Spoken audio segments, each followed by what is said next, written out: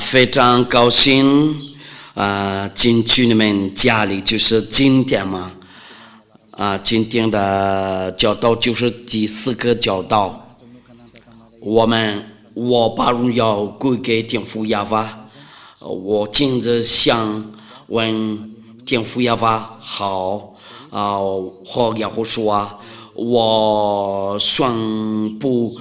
耶和华的好处为了你们那里，我祝你们好，为了耶和华祝你们好，从那个开始，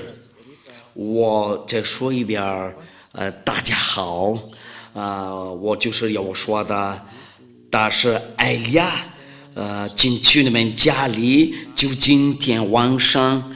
今天的那个教导就是第4个教导，我已经相信了，你们已经准备好了听和跟随这个教导，按照我们的那个主题，一定要听从亚伯拉罕的上帝才可以按照亚伯拉罕的上帝。那如果说你们有关注好第2个教导和第3个教导，人类都做了，他们就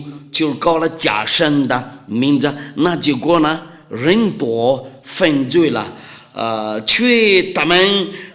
说就搞亚伯拉罕的上帝，如果说是真正的那个亚伯拉罕的上帝的话，你就跟随他，就你不会再犯罪，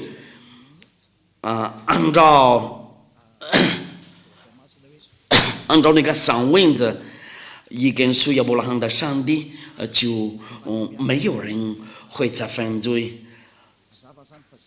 却跟那个假神就会再犯罪呀。那很清楚了，那些上帝都是假的，因为让你再犯罪呀，杀人、偷东西呀，骗人说坏话，说东间话，泡女人泡男人，那个喝醉了，就这样的那个结果呢，那个不是亚伯拉罕的上帝，因为亚伯拉罕的上帝叫亚法，因为你没有跟他说过，那你就成为救人呢，这个就是你的生活，那你怎么扒开掉这个情况？那我们已经看过了，就是那些人就搞了那个别的神，除了一个亚伯拉罕的上帝因为公元前2000年已经就搞过这个真正的名字，不是你们的书那里，然后你们随便找然后你们做当局，你们有真理，因为你们那里都是救人呢，因为亚伯拉罕的上帝不听救人的那个祷告，这个是第二，你随便找哪本书，然后你跟说你的上帝那里也是亚伯拉罕的，也是不对呀，因为灵之前2000年和那个1500年呢，这个上帝就是亚伯拉罕和摩西的上帝，被称为亚法，不是管你的数，就是600年后0年那个不是，那这个是证据嘛？你们先转过来看真理，你们先看一下俄罗斯的那个大战，一天比一天坏意思就是什么呢？会有那个核轰炸，这个问题就是俄罗斯的和乌克兰的那个战争就到那个其他国家多，那我们就等没有什么希望这个是真理吗？那我们讲下去，我们一直看一下应该是怎么样子？因为这个民族经是假的，包括你们的书那里，因为已经祖国证据你们那些书多不对呀、不对的话，那没有办法，没有希望，那人类多就走错了，到那个在别的条路，这个是别的东西，那我们要看一下，应该要定哪一个限制才可以？那我们先看按照那个律法，因为这个是条件，我教过你们，这个就是那个给以色列人遵守。如果说要定从摩西的那个律法的话，一定给以色列人遵守，不给其他国家遵守。我们要看一下摩西的话，按照那个摩西的话和那个是条件，都是为了他们以色列人呢。申命记第18章第15节和第18节，然后直到那个第19节。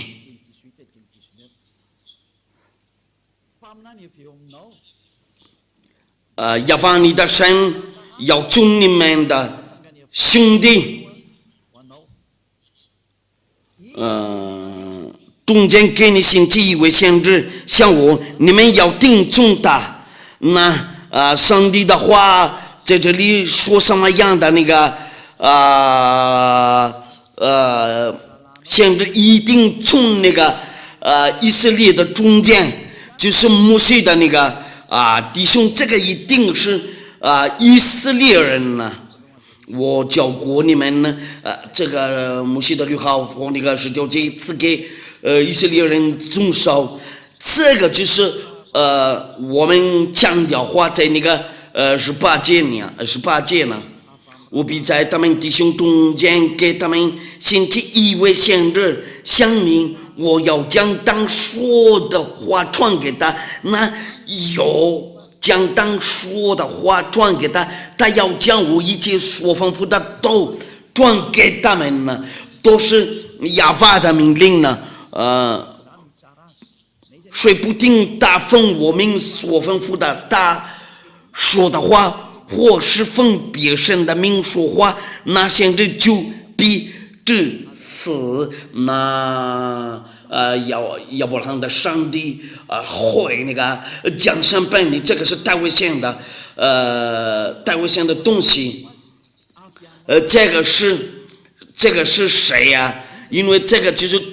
中那个大弟兄中间，他的弟兄是谁呀？因为他把说出来他的命令，那亚伯拉罕的上帝吩咐他的命令啊，这个律法就是给以色列人遵守，就是给以色列人遵守。那这个是谁？就是摩西的那个弟兄啊，就是他们弟兄，那个中间，这个是以色列的，这个先知一定是以色列人。我们来念一下那个律法，按照那个诗篇第147章第19节到第20节，第147章第19节到第12节，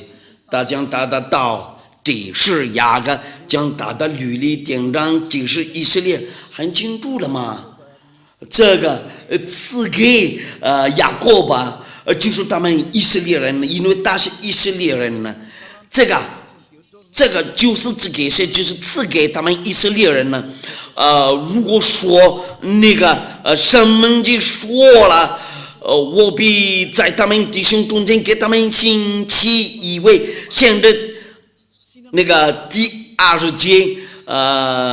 就证明了，别国大都没有这样待过，意思就是什么呢？按照这个句子，那他们那个其他国家都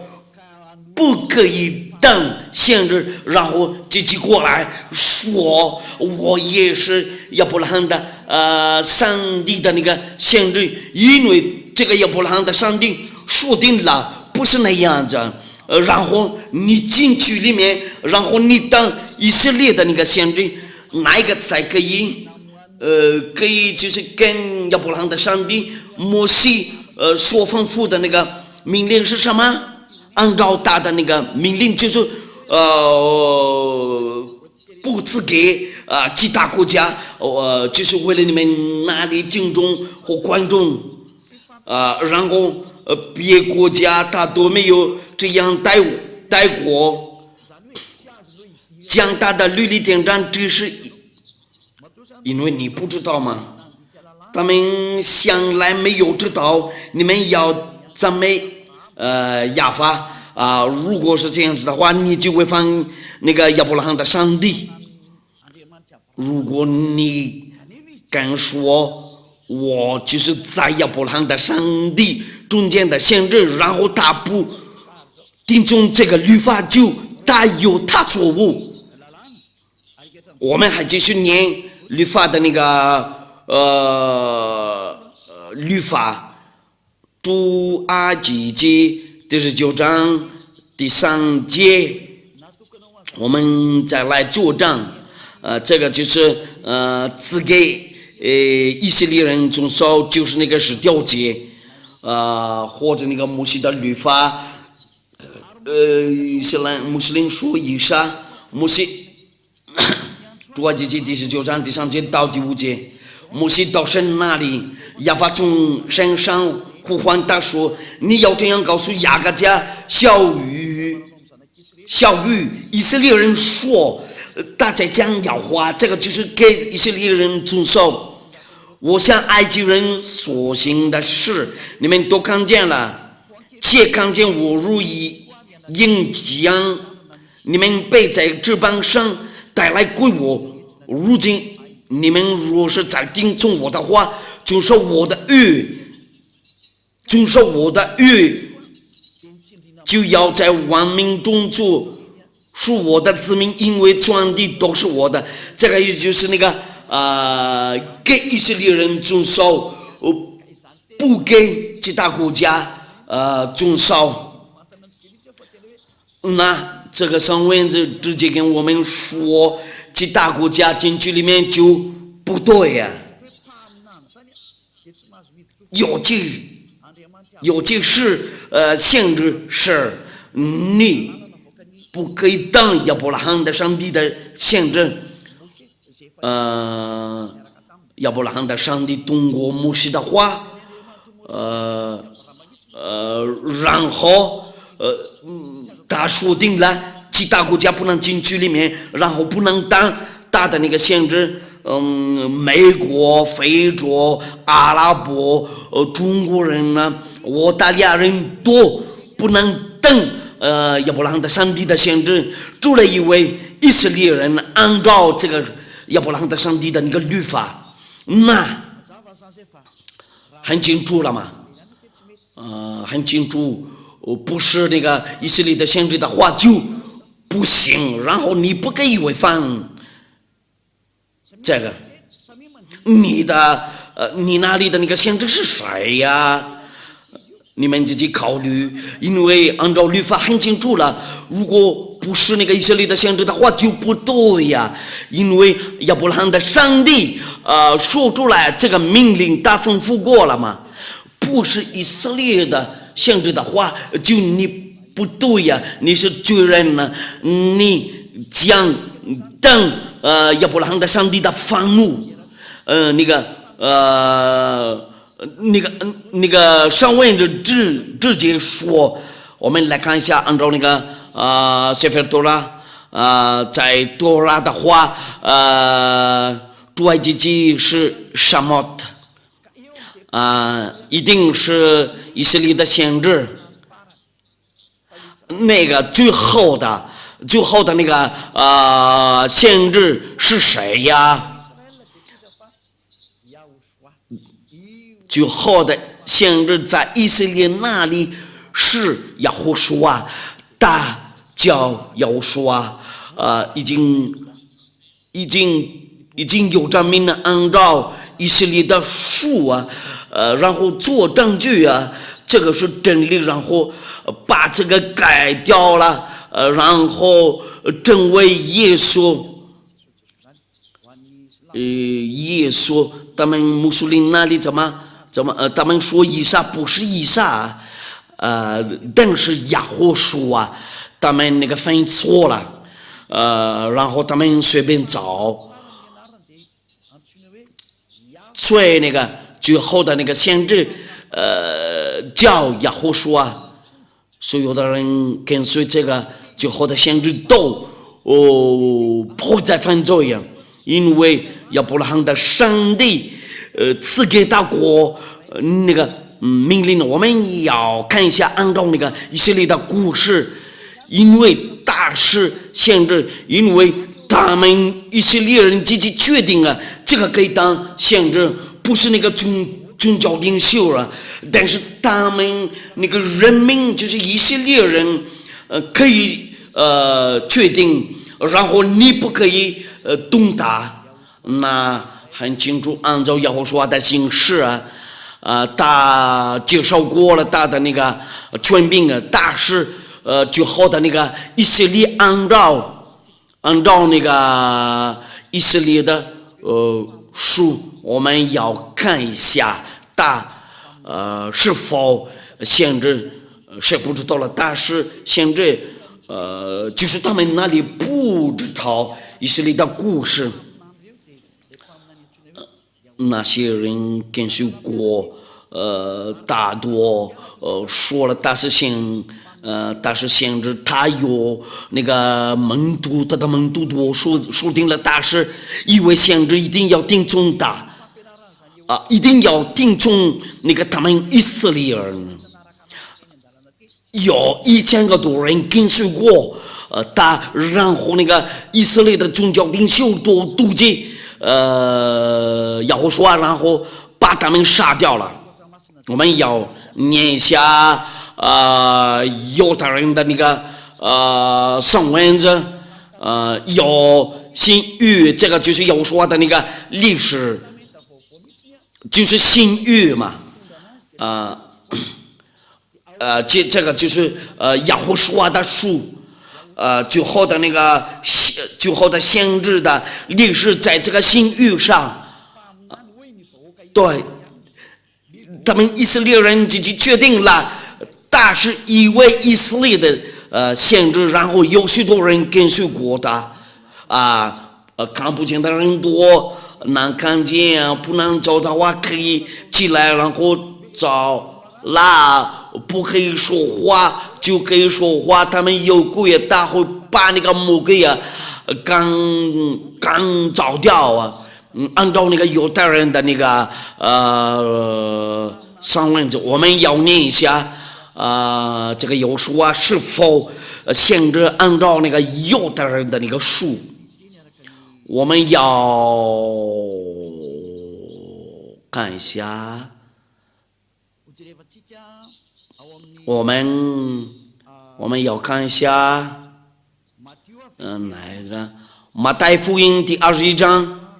第10节到第11节，和那个46节，我们要查看一下。马太福音第21章第10节到第11节，然后第46节，这个是犹太人的书。从那个第10节到第11节，耶和华进进了耶路撒冷，第10节到第11节，第21章，耶和华进进了耶路撒冷和城都惊动了，说这是谁呀？众人说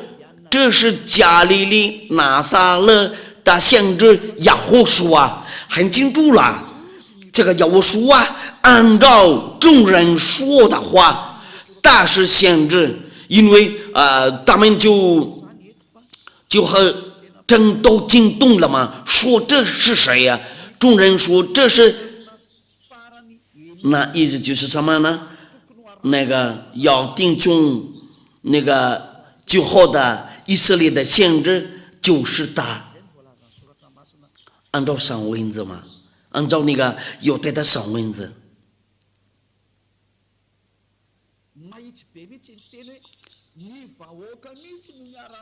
说话要直接说，按照那个众人说，他是一位先知，众人说这是加利利拿撒勒的先知，耶和华说呢很清楚了，按照这个上文字，他是一位以色列的先知。我们讲下去看一下第46节。他们不敢抓耶和华，因为以色列人都说了，他是一位先知。马太福音第21章第46节，他们想要捉拿他，这是把众人，因为众人以他为先知，那耶和华是一位先知，这个是真理，他是真正的先知。对，众人都说了大卫先知，那最后的先知是耶和华。我们要把这样的话在约翰福音第6章第14节，约翰福音第6章第14节，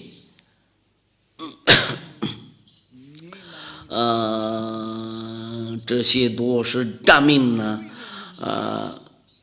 众人看见耶和华所行的神迹，就说这真是那要到是将来的先知。那人多看到他就他们自己知道了，他们自己认识了这个是将来的先知。要说真的是一位先知，为了世界，他们决定了按照那个犹太人的书和那个犹太人的历史，那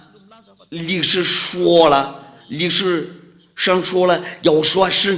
一位先知，这个就是存在的那个情况。那英国人不能拒绝，中国人也不能拒绝，非洲人也不能拒绝，阿拉伯人也不能拒绝，俄罗斯人也不能拒绝，包括日本人呢，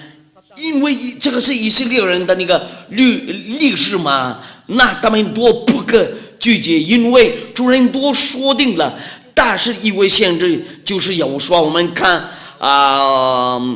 别的那个上文字，在那个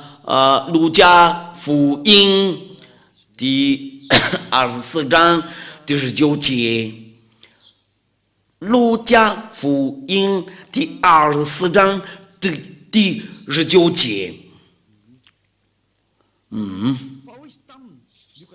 耶和华说什么事呢？他们说就是拿撒勒人耶和华的是，他是个先知，在神和众百姓面前说话行事都有大能。人多同意了，他是一位先知，他们那个中国人多自己让他为那个他们的先知，然后他们同意了嘛？那个众人都说定了，那你不可拒绝，所有的人拒绝这个就因为在这里是犹太人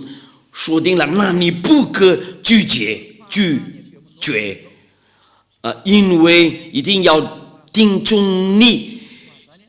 以色列的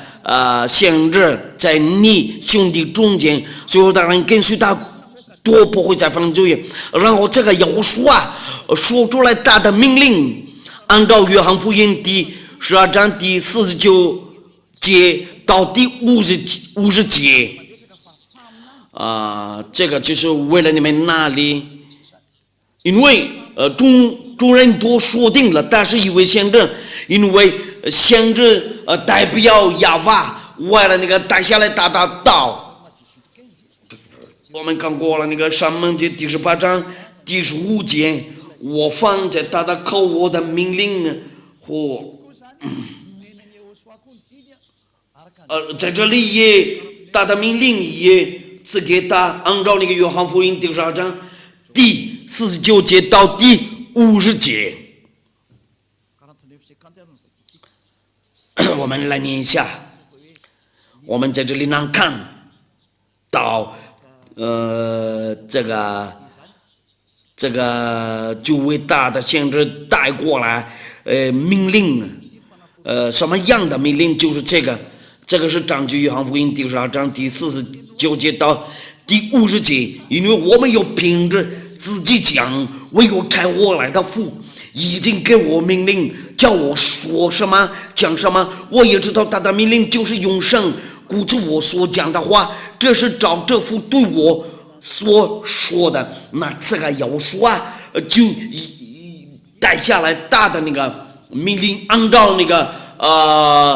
申命记第18章第15节，要说的命令是什么样的命令？就是为了把人类释放了从那个最终一定要定中以色列人呢，最后的那个先知是亚胡书按照以色列人的那个决定，那所有的人都不可拒绝。这是好像以赛亚先知，他是一位以色列的先知，那个耶利米亚也是以色列的先知，亚述也是，他也是那个以色列的那个先知，那你不可拒绝他，因为他带过来亚法的那个命令呢。这个尽管我们下一次再说一遍怎么证据他是以色列的先知，按照那个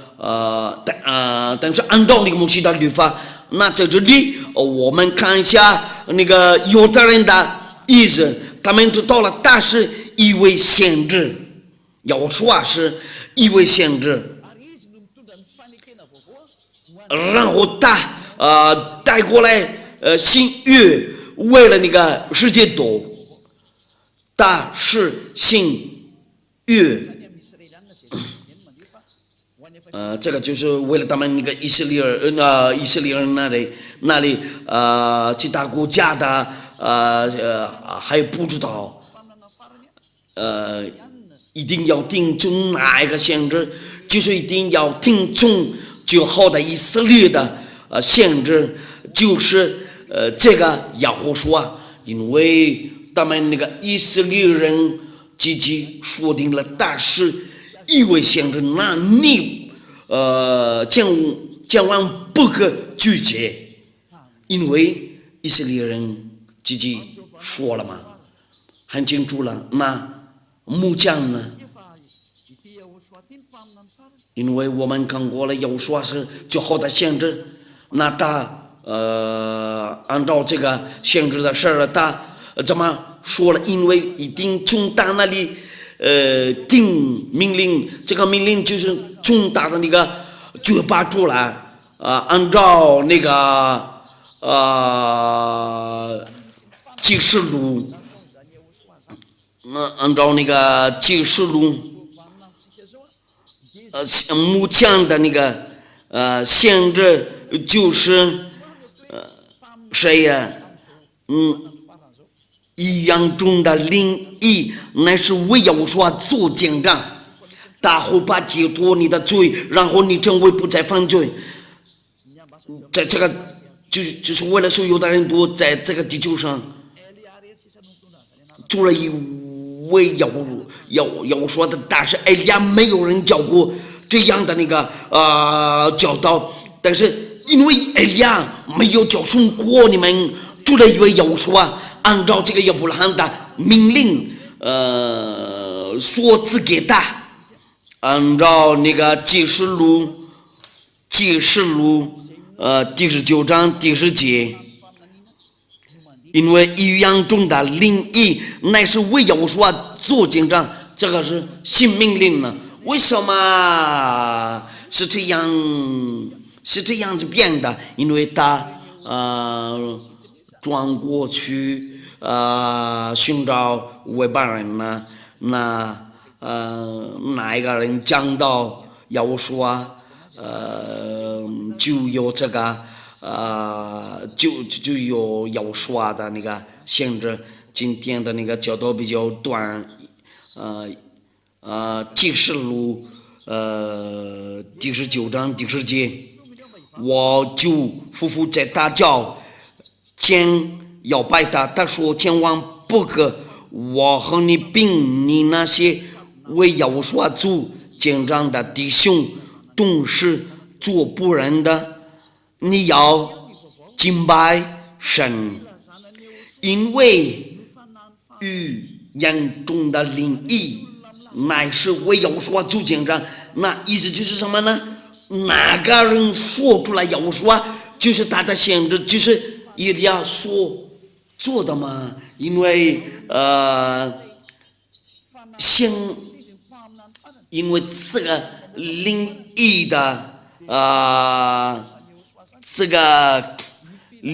的这个语言中的灵意现在在我这里，哪个人讲到要说必须讲到亚亚法，那限制的灵一定在他那里，按照亚伯拉罕的上帝的话。那我们就到这里结束了。我们要看别的证明呢。那目前一定要定从哪一个限制？一定要定从以色列的限制。出来以为以色列的限制就不是。那要说的大是埃利亚是限制。那个以前的埃利亚在那个亚法那个王亚法那里也是限制，也是同样的人呢。目前也是同样的人呢。天父亚法的话怎么说了？那个因为语言中的灵意乃是为要说主见证，那限制的灵就在他那里。那所有的人都跟随要说就不再犯罪呀。那天父亚法赐给人类最宝贵的东西，我们要说一下这个最后的那个限制。因为你们已经听清楚了，埃利亚是一位先知，因为按照要说的话就很清楚了。按照天父亚法的话，他不喜欢救人呢。那埃利要说也说了，他不喜欢救人呢。那埃利亚也是一跟随，他就不再犯罪了。用让荣耀归给他们俩。因为大是真正的限制，我们要强调话，这个限制呢，一定要定重他说定了，不要再犯罪。约翰福音第8章第11节，约翰福音第8章第11节，这个就是那个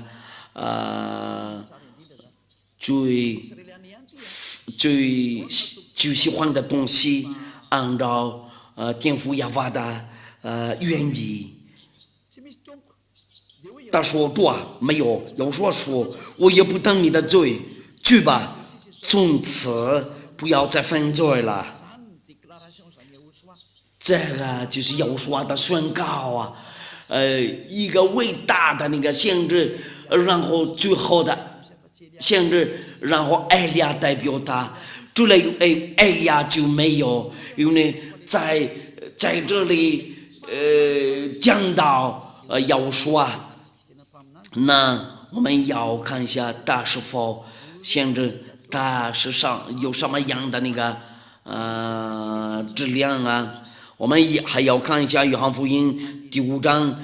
第14节，也是跟那个同样的人说，他约翰福音第5章第14节，后来又说在殿里遇见他，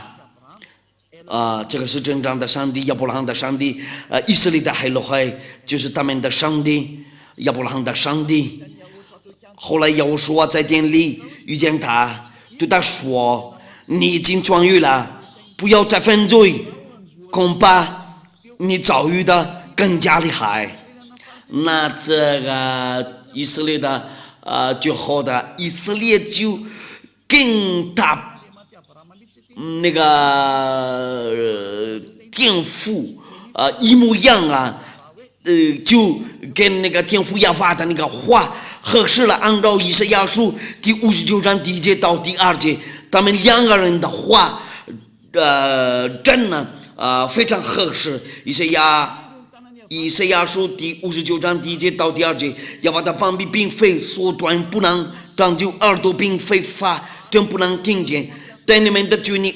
使你们与神隔绝，你们的罪使他眼面不听你们，那就人多就大不听你们多，然后他们跟他有矛盾啊，他恨那个罪人多，那就好的那个先知怎么说了？从此不要再犯罪呀，按照那个亚伯拉罕的上帝的话。那意思是什么呢？我告诉你们多，没有什么权柄坏，那个攻击这个最好的那个先知，你们应该要转过来寻找他。他的话就是谁的话？就是那个亚伯拉罕的上帝的话，然后他说出来，从此不要再犯罪呀，因为这个就是那个天父亚法的目的，因为这个亚伯拉罕的上帝很救人呢，然后他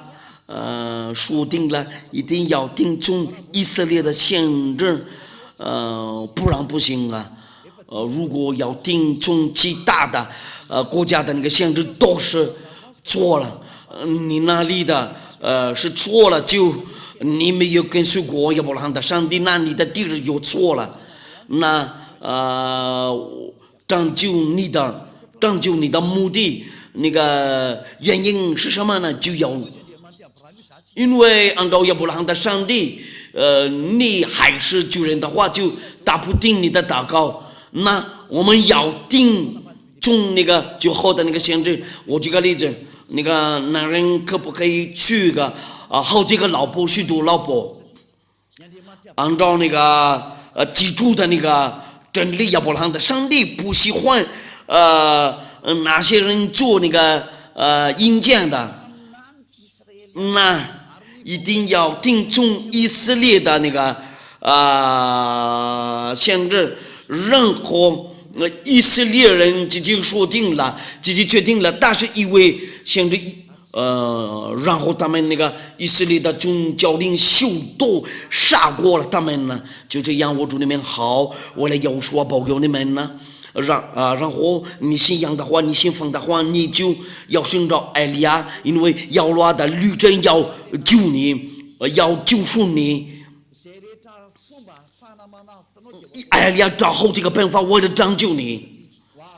因为时间到了，为了拯救你，因为将灭绝这个地球。你们先看一下这个俄罗斯的那个俄罗斯的和乌克兰的那个战争，没有国家会击败会那个打败那个俄罗斯。如果你需要危险的东西，你就继续做吧。所以有的国家都不会跟他打战，不管所有的国家都加起来，他是一种国家专司。按照那个按照以赛亚的那个话，这个天父亚法的那个话不会有变了，世界都一定要听从他的话。他们以色列人那里要跟那个俄罗斯打战，这个就是一种疯狂的。你们应该感谢有人教训你真理，先过来跟随真正的上帝，亚伯拉罕的上帝。现在就是那个在耶和书啊，它有它的那个好处啊，它真的非常好。一定到从此不要再犯罪，这个是不是那个好的东西？因为亚伯拉罕的上帝说定了，他不喜欢救人。你们先看一下以色列的那个历史，他把他们拆掉了，然后其他国家都随便找别的树，他们那个找了别的东西。埃利亚又来了，为了让人多转过来寻找真正的上帝。你相信的话，你信任的话，你信仰的话，你先帮我，你先帮助我。如果说你真非常爱亚伯拉罕的上帝，不要把停掉你的旅程，为了到这里来，先让你自己走在真理上，你解脱了从那个最终的这个应该是有福的那个东西。你应该高兴呢，更多人呢转过来寻找真正的上帝，因为魔鬼拆掉了时间到了，为了你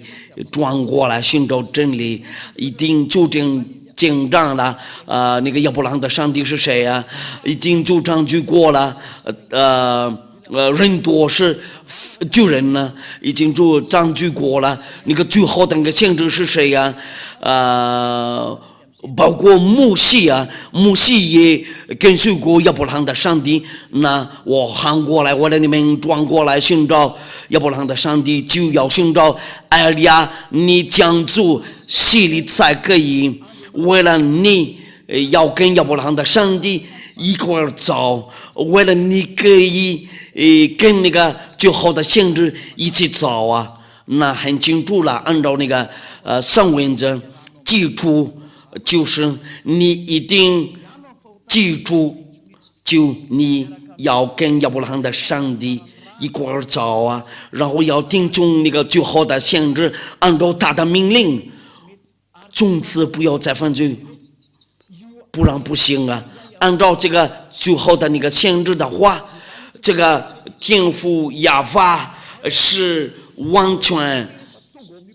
那你一到了耶和书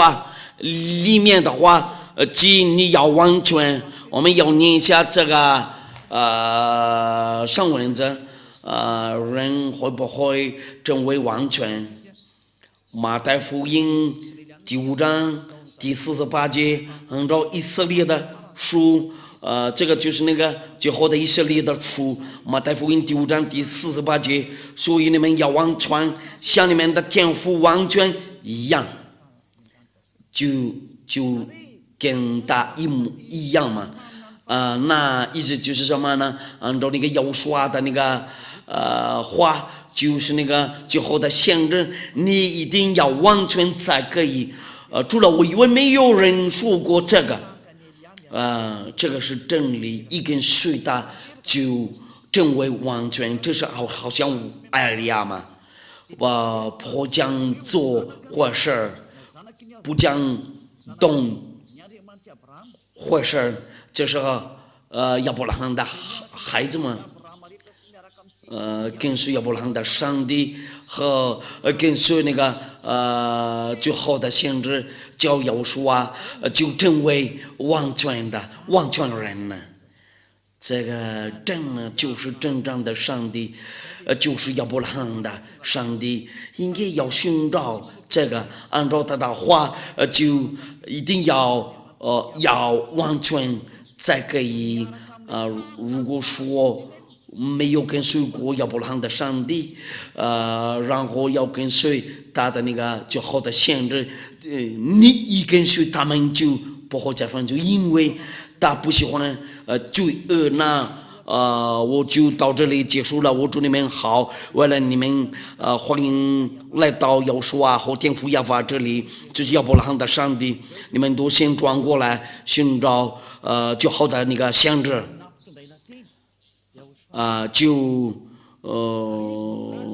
那个所有的道路通过他，然后按照他的话，一定要听从要胡说的，一定要听从要胡说的就是那个最后的先知，因为预言中的灵印乃是为耶和华做见证，在艾利亚后面就讲没有了。我祝你们好，为了到这里来，因为亚伯拉罕的上帝真爱你，因为记住的话就是亚伯拉罕的上帝，都是从那个以色列人的树给你证明呢，不是其他国家的那个那本书啊，那我喊过来你们，然后转过来寻找亚伯拉罕的先知，然后跟随那个最好的先知，因为大是最好的先知，在大后面就没有了。大是以色列的先知，那你怎么说你也是先知？我已经给你念过了。让那个要我说的话，大受到了那个天父亚法的那个命令呢，怎么说了嘛？因为预言中的灵意乃是为要说做见证，怎么说呢？那个后面的那个先知不能走，如果在他前面没有先知说过的，我来就是用这个吧。因为有人说了，这个上帝真的没有生孩子了。你们随便找，你们的书那里，这个就是在你们那个别的书那里，写上了这个。如果说那个以色列的那个书的话，就这个上帝生孩子了，这个有存在。我们来念一下圣文字，按照那个诗篇，因为他说你们是你是我的孩子，按照那个诗篇，这个亚伯拉罕的上帝生孩子，出来一位。他的书就没有啊，因为他说了你是我的儿子。我们看一下诗篇什么就是那个诗篇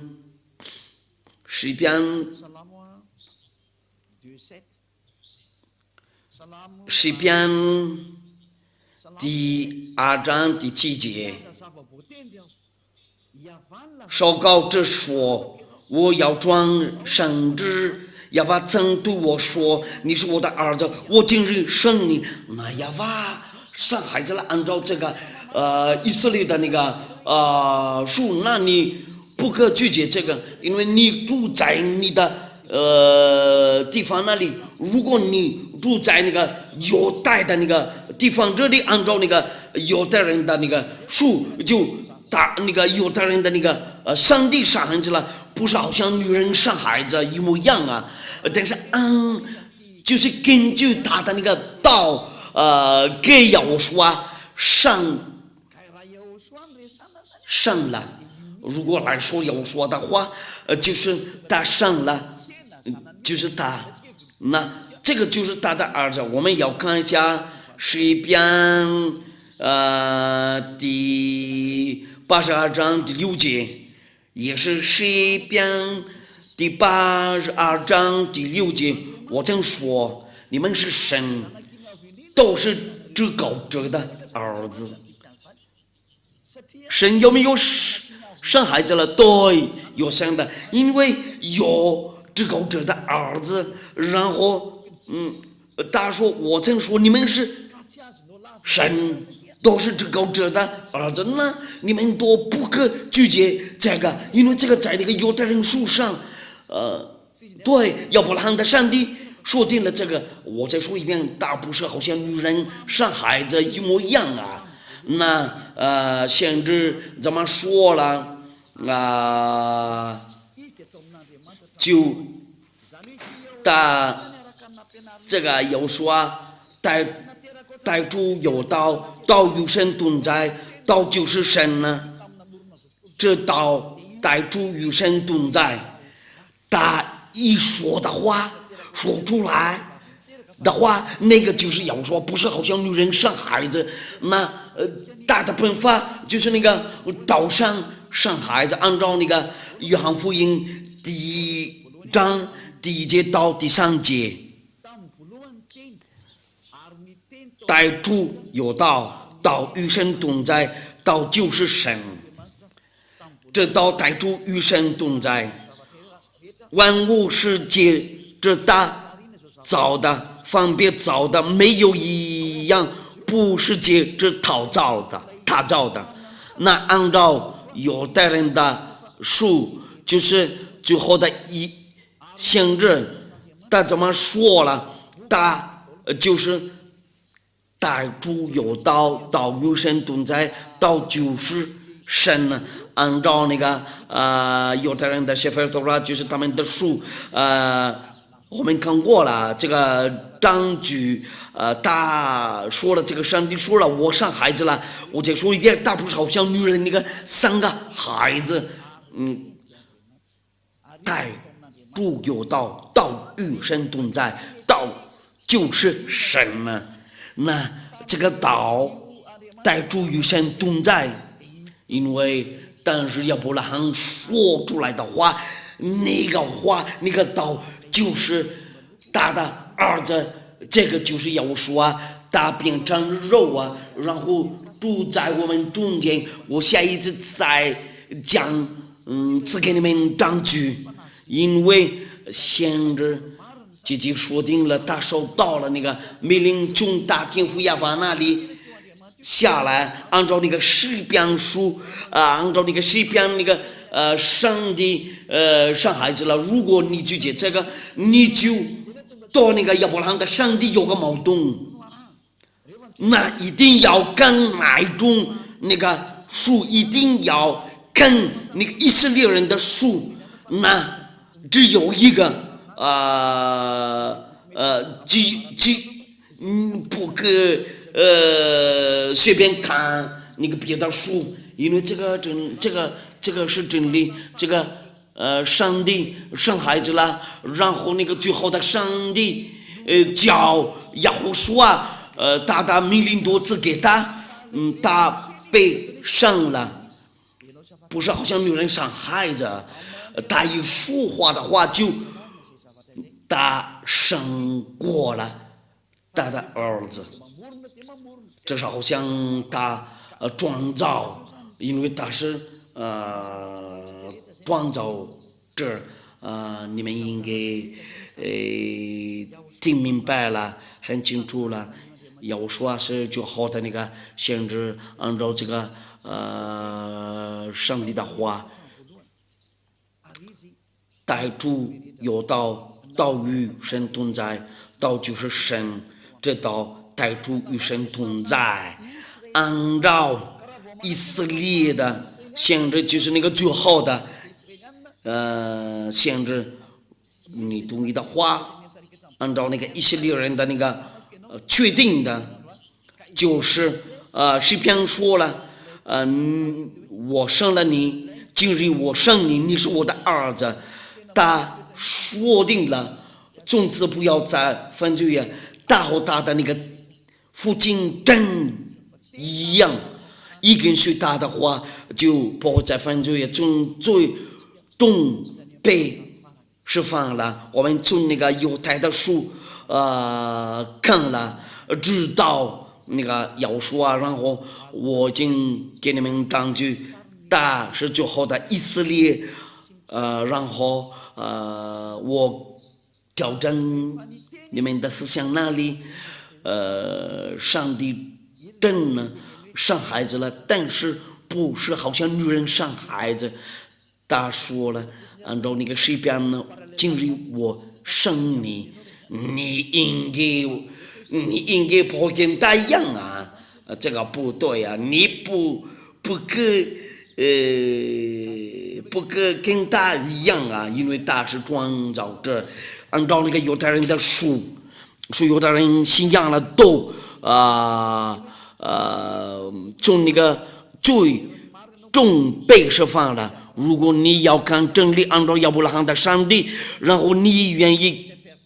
跟随他，你要听从犹太人的书就叫谢菲多拉，在谢菲多拉生这个